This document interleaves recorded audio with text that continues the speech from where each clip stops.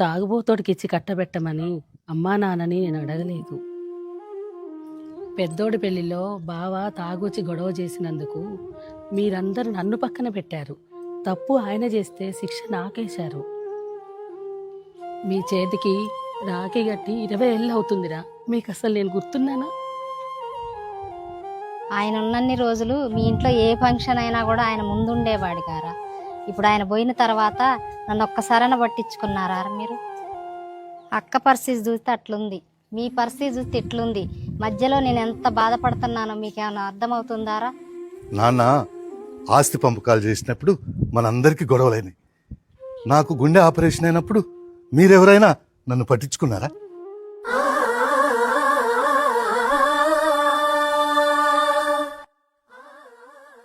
నా పిల్లం గయ్యాలది, అది మన ఇంటికి ఎవరిని రానివ్వదు.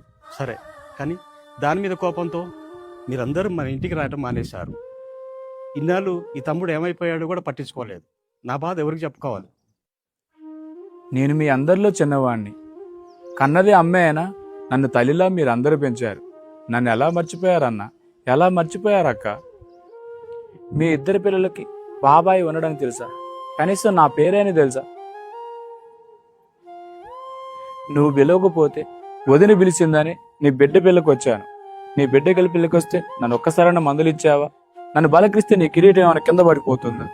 మా ఆవిడ నిన్ను బలకరేయమని నన్ను పంపిస్తే నిన్ను పలకరిద్దామని వస్తే నన్ను చూసి కూడా ముఖం తిప్పుకొని వెళ్ళిపోయావు కదా అన్న.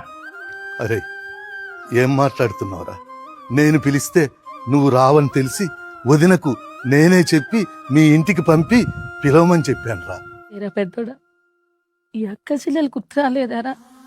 మమ్మల్ని ఎందుకు పిలవలేదురా నీ బిడ్డ పెళ్ళికి? ఎప్పుడో బావతో గొడవ, అప్పుడు వదిలేశారా మమ్మల్ని? మా పరిస్థితి ఎలా ఉంది, మేము ఎలా ఉన్నామని ఒక్కసారైనా చూసారా మమ్మల్ని?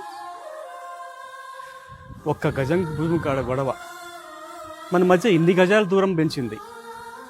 నాకు ఆ గజం వద్దన్నా, కావాలంటే ఆ గజం నువ్వే తీసుకో అన్నా. నీ చేతులు పట్టుకొని ఎన్ని సంవత్సరాలు అయిందన్నా, ఎన్ని సంవత్సరాలు అయింది. నాకు ఆ గజం వద్దు, ఆ భూమి వద్దు. నాకు ఏ ఆత్మీయ కథ కావాలి, మీ అందరి అభిమానం కావాలి. మనం ఇప్పటికైనా మనం కలిసి ఉందామండి, కలిసి.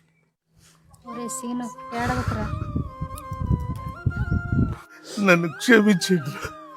ఆస్తి పాస్తులే గొప్ప అనుకున్నాను రా. అంతకంటే మనందరం కలిసి ఉండడమే ముఖ్యమని ఇప్పుడే తెలిసిందిరా.